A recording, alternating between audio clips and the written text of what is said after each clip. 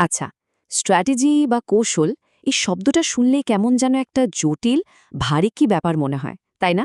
কিন্তু কি হবে যদি বলি এই সব জটিলতার মধ্যে এমন একটা সহজ রাস্তা লুকিয়ে আছে যা সব কিছুকে একদম পরিষ্কার করে দিতে পারে?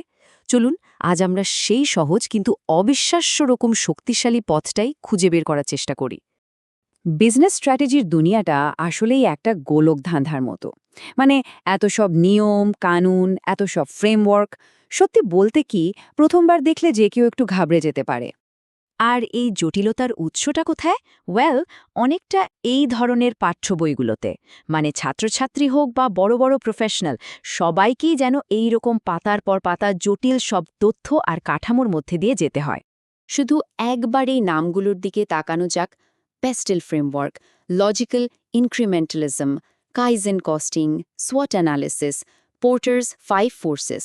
তালিকাটা কিন্তু চলতেই থাকে। দেখলে মনে হয় সফল হতে গেলে বোধহয় সবকিছু একেবারে মুখস্থ করে ফেলতে হবে। মানে এই তালিকাটাই তো অর্ধেক ভয় পাইয়ে দেওয়ার জন্য যথেষ্ট, তাই না? ব্যাপারটা যে শুধু কয়েকটা কঠিন কঠিন শব্দের মধ্যে আটকে আছে তা কিন্তু নয়। জটিলতাটা আরও গভীর।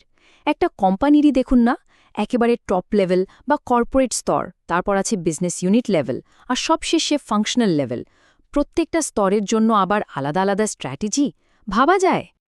তো স্বাভাবিকভাবেই একটা প্রশ্ন মাথায় আসে, এত সব জটিলতার ভিড়ে এত কিছু মাথায় রাখা কি আদৌ সম্ভব? সত্যি বলতে এটা প্রায় অসম্ভব। আর মজার ব্যাপার হলো, এই প্রশ্নের মধ্যে কিন্তু আমাদের সমাধানের একটা সূত্র লুকিয়ে আছে। তাহলে উপায়টা কি?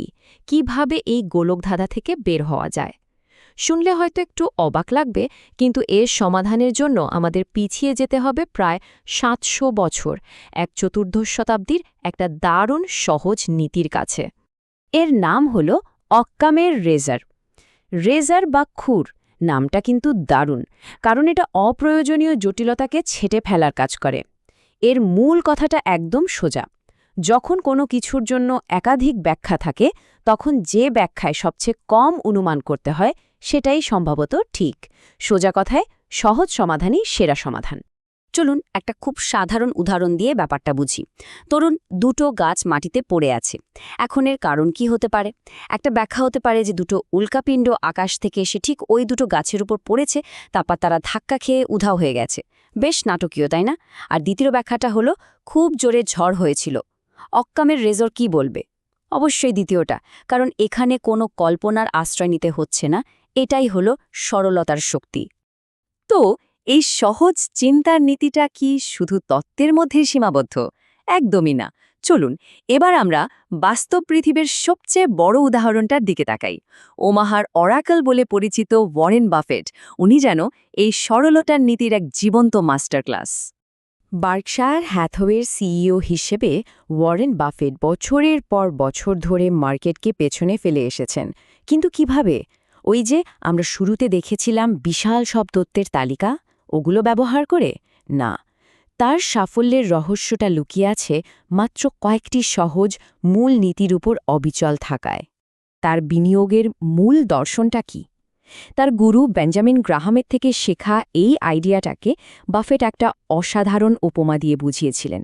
তিনি বলেন, ভ্যালু ইনভেস্টিং হল ৫০ সেন্ট দিয়ে $১ কেনা। এর চেয়ে সহজ আর শক্তিশালী করে বোধহয় ব্যাপারটা বোঝানো সম্ভব না। আচ্ছা, চলুন তাহলে আরেকটু গভীরে গিয়ে দেখি বাফেটের এই পদ্ধতিটা আসলে কিভাবে কাজ করে। কিভাবে তার নীতিগুলো এই কৌশলগত সরলতারই এক একটা উদাহরণ হয়ে উঠেছে। তার পুরো বিনিয়োগ দর্শনটা দাঁড়িয়ে আছে মাত্র ৪টি স্তম্ভের ওপর। ১. ব্যবসাটা বুঝতে হবে, এমন কিছুতে বিনিয়োগ করা যাবে না যা বোঝা যায় না। ২. কোম্পানিটার একটা ইকোনমিক মোট বা অর্থনৈতিক পরীক্ষা থাকতে হবে, মানে এমন একটা সুবিধা যা প্রতিযোগীদের দূরে রাখে। ৩. ম্যানেজমেন্টের ওপর ভরসা থাকতে হবে। আর ৪. সঠিক দামে কিনতে হবে, মানে একটা মার্জিন অফ সেফটি রেখে। মনে আছে শুরুতে আমরা কতগুলো ফ্রেমওয়ার্কের কথা বলেছিলাম? তার তুলনায় এই ৪টে নিয়ম কতটা সহজ আর পরিষ্কার ভাবুন তো। অক্যামের রেজারকে বোঝানোর জন্য প্রায়ই একটা কথা বলা হয়, বিশেষ করে ডাক্তারদের মধ্যে এটা খুব জনপ্রিয়। কথাটা হলো, যখন খুরের শব্দ শোনা যায় তখন জেব্রার কথা না ভেবে ঘোড়ার কথাই ভাবা উচিত। মানেটা খুব সোজা। সবচেয়ে সম্ভাব্য আর সাধারণ ব্যাখ্যাটা দিয়েই শুরু করা উচিত, আজগুবি কিছু ভাবার আগে। আর ঠিক এই ঘোড়া জেব্রা নয় আইডিয়াটাই হল ওয়ারেন বাফেটের বিখ্যাত সার্কেল অফ কম্পিটেন্স বা যোগ্যতার বৃত্ত। এর মানে হল তিনি শুধু সেই সব ইন্ডাস্ট্রিতেই বিনিয়োগ করেন যা তিনি খুব ভালোভাবে বোঝেন। যে সেক্টরগুলো তার কাছে জেব্রাল মতো অপরিচিত, সেগুলো যতই আকর্ষণীয় হোক না কেন, তিনি সেদিকে জানি না। বাফেট যখন কোনো স্টক কেনেন, তিনি সেটাকে শুধু একটা কম্পিউটার স্ক্রিনের চিহ্ন হিসেবে দেখেন না, তিনি দেখেন একটা ব্যবসার অংশ হিসেবে।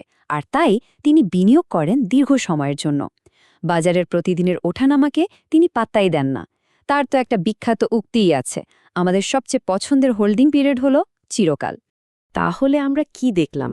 একদিকে বইয়ে জটিল সব তত্ত্ব, অন্যদিকে অক্কামের রেজারের মতো একটা দার্শনিক নীতি, আর তার সাথে ওয়ারেন বাফেটের বাস্তব উদাহরণ। এ সব কিছু মিলিয়ে আমরা এই সরলতার নীতিকে বাস্তবে কিভাবে কাজে লাগাতে পারি? বাফেটের দুটো ক্লাসিক বিনিয়োগের দিকে তাকানো যাক। ১৯৮৮ সালে কোকাকোলা, খুবই সহজ একটা বিজনেস মডেল, কিন্তু এর বিশ্বজোড়া ব্র্যান্ডটাই হলো এর আসল অর্থনৈতিক পরীক্ষা। আবার দেখুন ২০১৭ সালে অ্যাপল। অনেকেই অ্যাপলকে একটা জটিল টেক কোম্পানি হিসেবে দেখে, কিন্তু বাফেট এটাকে দেখেছিলেন একটা কনজিউমার প্রোডাক্টস কোম্পানি হিসেবে, যার একদল অবিশ্বাস্য রকমের অনুগত গ্রাহক আছে। দুটো ক্ষেত্রেই তিনি কিন্তু জটিলতার গভীরে না গিয়ে ব্যবসার মূল সরল শক্তিটাকে চিনেছিলেন। তো শেষ পর্যন্ত মূল কথাটা কি দাঁড়ালো? ওয়ারেন বাফেটের এই অসাধারণ সাফল্যের রহস্যটা কিন্তু প্রত্যেকটা বিজনেস ফ্রেমওয়ার্ক মুখস্থ করার মধ্যে নেই, বরং তার নিজের রেজার ব্যবহার করে সব অপ্রয়োজনীয় কোলাহলকে ছেঁটে ফেলে যা সত্যিই গুরুত্বপূর্ণ, শুধু সেটার ওপর ফোকাস করার মধ্যেই লুকিয়ে আছে আসল শক্তিটা। তাহলে শেষ করার আগে একটা প্রশ্ন রেখে যাই। এই যে আমাদের চারপাশে এত জটিল সব কৌশল আর তথ্যের ভিড়, এর মধ্যে এমন কোনো জেব্রা লুকিয়ে আছে? মানে এমন কোন অপ্রয়োজনীয় জটিলতা আছে যাকে আমরা নিজেদের যুক্তির রেজার দিয়ে ছেঁটে ফেলে আরও সহজ আর পরিষ্কারভাবে ভাবতে পারি?